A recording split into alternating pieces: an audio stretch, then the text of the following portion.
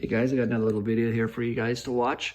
This is the BMR rear cradle lockout kit for the 2019 Charger Hellcat. As you can see, we got it all lifted up on the jacks over here. We've got everything all set up, ready to go. So I don't know if you're familiar with these kits or not, but we're looking at this being the rear lower, rear upper, and this being the front lower and the front upper that are going to be going in our cradle lockout kit, which is just located on the rear end here behind the panels. You can see the rear over here and the front is tucked in behind here, which we're going to gain access to. So first thing we're going to go ahead and do is go ahead, pull the plastics off, expose what we need to see, and then we will go from there. Okay guys, so I got all those push pins out. I was able to give us access now. And I can see the cradle on this side. And if you look over here, you can now see the cradle tucked over there. We're able to loosen this up underneath as well. Just took off a couple bolts there. Went ahead and removed the brake cable line there that holds it.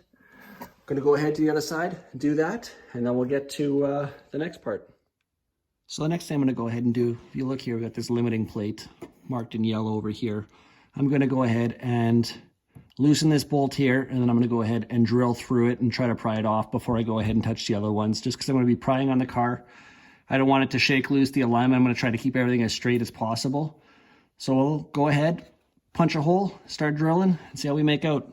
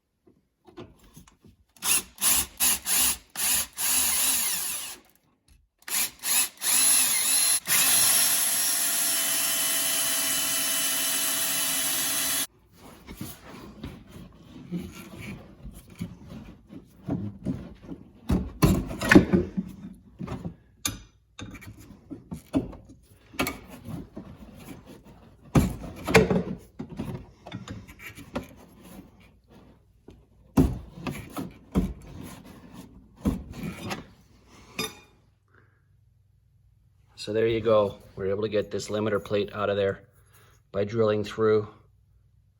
You could really see with the rubber bushings that are inside there just how flexible that plate is.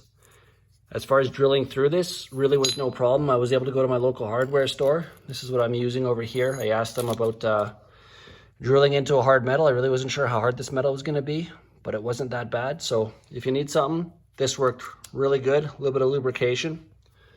Now let's go ahead, get to the other side. Okay, so the next thing we're going to do is go ahead and trim off these rubber little nipples here.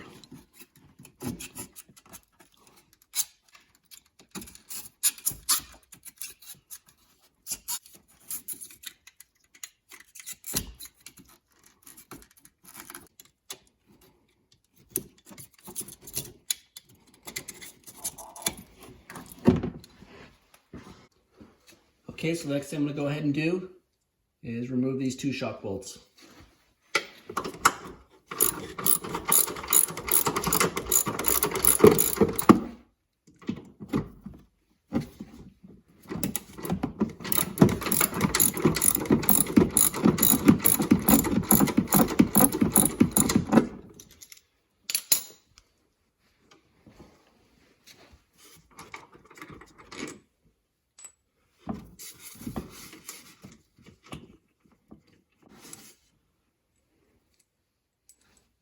Okay guys, so now we're going to get to these bolts here. These are 18mm bolts on this side. I've already loosened them up on the passenger side. Both the front and rear have been loosened.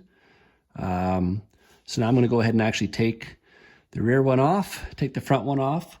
Another note is the shock on the other side has been loosened as well, but it is still attached, where I've got this one completely disconnected. So let's go ahead and get started.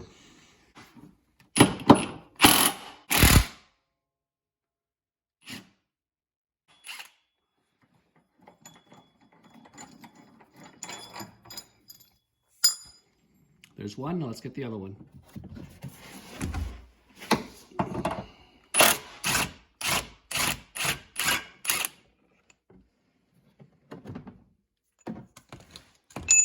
Okay guys, so I was able to lower the jack enough to allow me to get access to here. I'm going to be using the two larger ones for the rear here. This is going to sit right on top. I'm going to go ahead and place it on top over here. Sits right in the pocket. A little bit of a rubber grommet in there, you'll feel.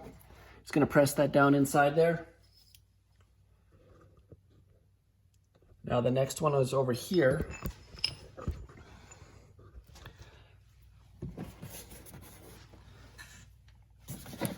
We're going to be using the smaller ones here. It's got a flat edge on this side here and a rounded edge on this side here. I'm going to go ahead and put the rounded edge inside there.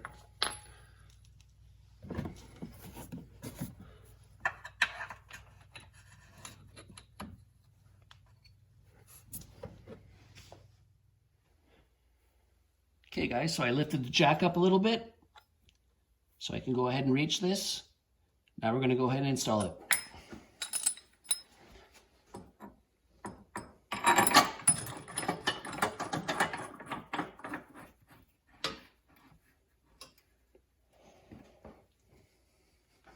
Head to the front over here.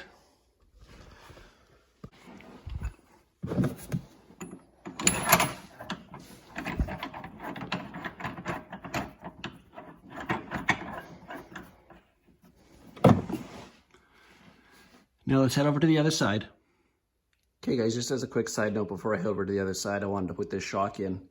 And in order to get the shock in, I had to use just my other jack here to lift the rear rotor up enough to be able to get those shock bolts in here, as it just wasn't enough of a reach there. Just thought I'd let you guys know. Okay guys, I'm on the passenger side here, just buttoning things up. And I was having trouble with my alignment. I made these little body line marks here just to see how the alignment would go. And I was having difficulty getting them. It was about 1/8 of an inch off, 1/4 inch off. So I just wanted to show you sort of what I've done to straighten it out. I just basically stick my crowbar in here. And that was allowing me to move the cradle enough to get that bolt in. And when I go ahead and tighten it up, everything will be nicely lined. Okay, we're all done. Everything's looking real good. I'm really happy that we're done this job now. Everything worked out really good. So a couple key points on this one here that I noticed was the alignment. It's pretty important to do that. Make sure you mark all the alignment on it to make sure you get everything set in there right, because I didn't realize how much it actually moved until I had a look at the alignment. So it was good that I had that adjustment made. The other thing is when you're installing those bolts, man, it's 124 foot-pounds is no joke, guys. So make sure you guys have your wrench handy to get that installed there.